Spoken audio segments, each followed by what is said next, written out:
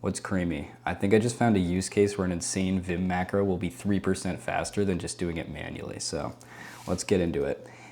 The problem is I have a bunch of art files for my board game. A lot of them are PNGs, but some are TIFFs and some are JPEGs, and I want them all to be PNGs, and that's just because TIFFs are, I think, intended for print, or maybe they're higher resolution, and then JPEGs are, they just don't have an alpha channel. They're a little smaller, but you want an alpha channel when you're layering multiple things, which I plan to do. So I want them all as PNGs. The software to do that is going to be ffmpeg for sure, or I guess ImageMagick, but ffmpeg just works also because it's built for video like file manipulation, and images are basically just frames in videos, so it's capable of that too. So what I'm going to opt to do is list this out again, and then this time pipe it into Vim.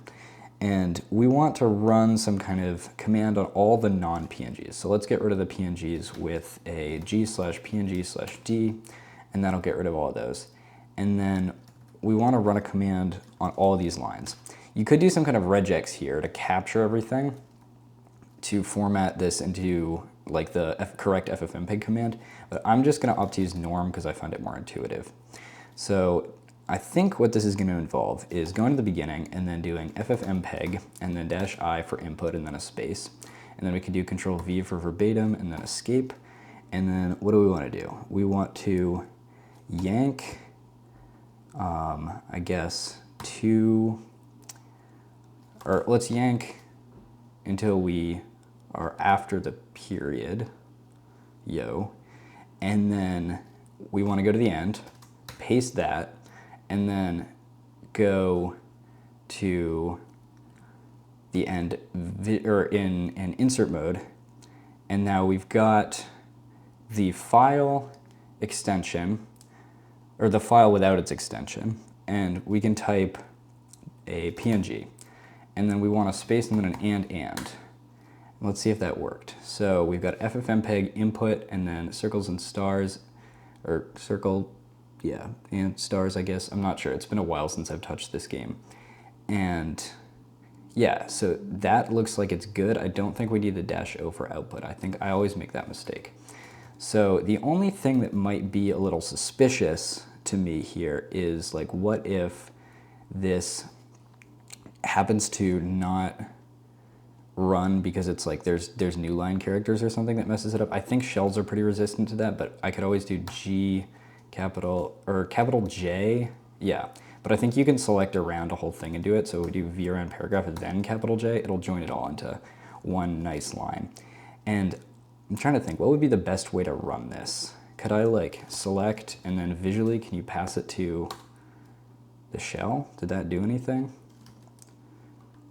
I'm not sure. This is a complete embarrassing like noob moment here for me.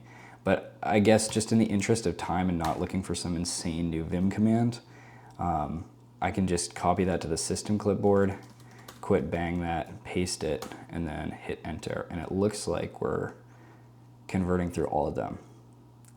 Yeah, pretty sweet. So yeah, that was obviously embarrassing. Looks like we've got some of them probably I've already manually converted here and there, so I'll have to confirm a couple of times.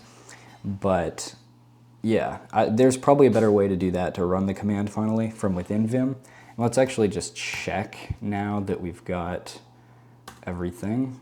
This looks good. So what we can do is open Vim with a period to open the directory. And I've got the oil plugin, which I love because you can do these similar kind of macros just directly on the file system.